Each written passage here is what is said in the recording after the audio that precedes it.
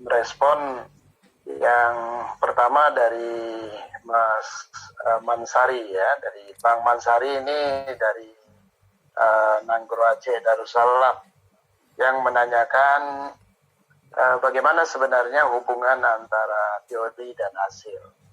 Jadi teori ini kita harus lihat dulu fungsi teori. Untuk apa teori di dalam sebuah penelitian dan sebuah tulisan jurnal? Jadi teori itu seperti tadi yang saya tunjukkan message ya. Message yang kita sampaikan tadi itu sebenarnya kan message itu berhenti pada konsep. Jadi konsep itu turunan dari teori. Jadi teori, Bapak Ibu, itu melahirkan serangkaian konsep. Nah, jadi kalau diturunkan dari teori, dia ada beberapa konsep, ya, konsep. Jadi saya teori konstruksinya Berger, ya. Jadi ada teori konstruksi Berger misalnya. Kalau kita turunkan ke konsep-konsepnya, Berger menunjukkan ada konsep inti. Satu, eksternalisasi. Nah, itu kan konsep eksternalisasi. Jadi yang kedua itu objektivasi dan ketiga internalisasi. Nah, jadi waktu kita menggunakan konsep tadi sebenarnya sudah memperlihatkan orientasi konseptual yang kita pilih, gitu ya. Jadi kita konstruktivis atau evolusionis, fungsionalis misalnya, atau interaksionisme simbolis.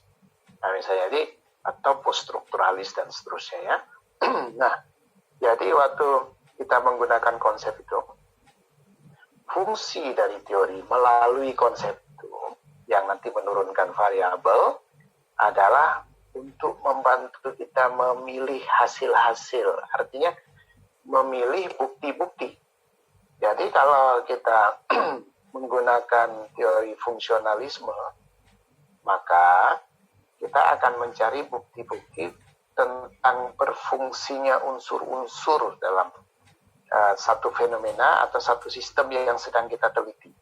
Berfungsi tidak.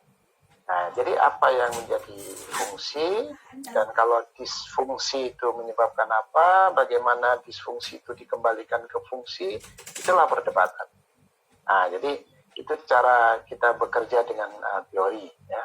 Nah, jadi oleh karena itu, satu teori itu membantu kita untuk memilih bukti-bukti yang memang dimaksudkan. Nah, saya ambil contoh, kalau kita bicara teori kemiskinan. Ada dua payung besar teori kemiskinan, yang satu disebut teori modernisasi. Ya. Teori modernisasi, yang satu lagi teori struktural. Nah, kita lihat dua teori yang berbeda dalam melihat kemiskinan. Yang teori modernisasi, dia melihat kemiskinan itu dari konsep apa yang disebut sebagai properti, jadi pemilikan. Orang miskin, orang yang tidak memiliki, nggak punya rumah, nggak punya tanah, itulah orang miskin. Ya. Makanya pertanyaannya, apakah ibu memiliki tanah atau rumah ini milik siapa? Kontrak, ya, jadi sewa, ya, kontrak milik sendiri, ya, pinjam atau dari orang tua misalnya. Nah, itu karena apa? Pengaruh dari teori kemiskinan yang modernis. Jadi data-data bukti-bukti tentang kemiskinan itu dia bertumpu pada konsep pemilikan. Tapi kalau teori struktural, waktu seseorang mencari data, mencari hasil tadi dalam pertanyaan Bang Mansari tadi, mencari risalnya, mencari bukti-buktinya tadi, itu yang ditanya itu ketimpangan akses. Nah, jadi yang dicari itu struktur aksesnya yang timpang.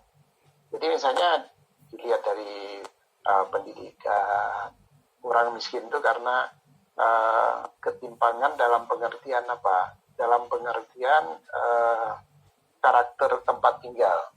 Jadi isolated. Jadi masyarakat yang cenderung terisolasi, maka status isolasi masyarakat itu merupakan faktor pemiskinan. Jadi yang buat dia miskin itu karena dia tinggal di daerah yang terisolir. Nah, jadi kita lihat ya perbedaan. sehingga data yang kita cari berbeda gitu. Nah, jadi setelah teori itu membantu kita memilihkan kita data sebenarnya. Makanya kalau pakai teori lain, datanya jadi lain. Gitu. Jadi memilihkan kita data, waktu kita analisis. Jadi khususnya waktu kita menulis discussion, jadi bagian ya Bapak Ibu nanti lebih jelas lagi. Waktu kita menulis bagian discussion di dalam jurnal itu, nah konsep-konsep tadi itulah menjadi sumber kecerdasan kita untuk memberi makna atas data-data itu tadi. Nah, jadi bekerjanya begitu.